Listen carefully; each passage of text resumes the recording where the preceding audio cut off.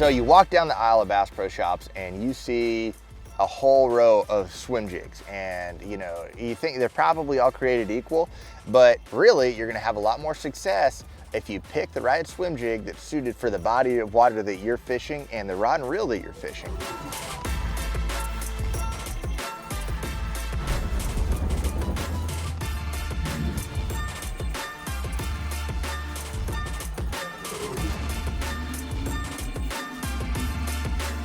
To me, there are a few different types of swim jigs. You've got bulky swim jigs with really thick, heavy gauge hooks.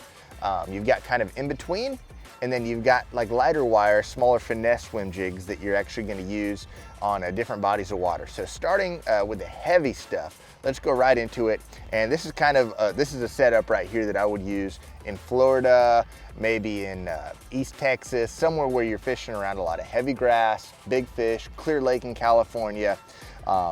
Braided line, heavy rod, and a beefy swim jig. You can see here I've got a 1/2 ounce swim jig, kind of a bluegill color with a really heavy gauge hook. And for a trailer, I've got a Berkeley chigger bug.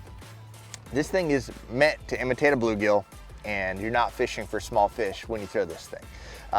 The whole package kind of goes together. We mentioned the heavy gauge hook.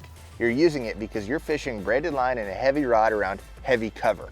So when you set the hook and absolutely winch on a fish with that rod setup, if your swim jig has a light wire hook, it's gonna bend out and you're gonna lose fish. In a situation like this too, I'm actually using a 1/2 ounce swim jig, which is heavy, but I'm using a bulkier trailer. And you can see these little legs on this chigger bug. When you're swimming that thing through the water, it's gonna give that bait a lot of lift. So that's something to keep in mind. As you move through different parts of the country, maybe I'm gonna take a swim jig and go fish it somewhere around the Ozarks, like maybe a Grand Lake or a Table Rock or something like that. I'm not really going, still around a little bit of cover, right? I'm fishing around some brush, but I don't need this super heavy hook anymore because I may be even going to fluorocarbon. I might be fishing it on fluorocarbon. So I'll go to something like a medium gauge hook, little lighter swim jig, maybe even a 3/8 ounce swim jig, and a trailer that's a little bit less beefy, maybe a swim bait trailer, something like that. If you reel a swim jig with a swim bait trailer the same speed that you're gonna reel it with this type trailer, it's gonna run a little deeper. That's why I'm gonna go to a lighter size. And then you go even further up north. And one of my favorite things to do up north is to throw a swim jig. But instead of like throwing it through really, really thick hay grass and stuff like that, I might be throwing it along the edges of docks, on the edges of weed lines, stuff like that.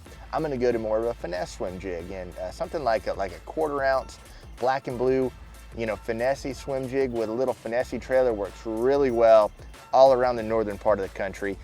Lighter wire hook again, and then I'm going to again fluorocarbon, maybe a 7-foot medium heavy Abu Garcia rod, and just kind of trying to match the hook and the size of the swim jig to the rod and reel that I'm fishing. And that's gonna be dictated by the cover that you're fishing and the size of the fish that you're around.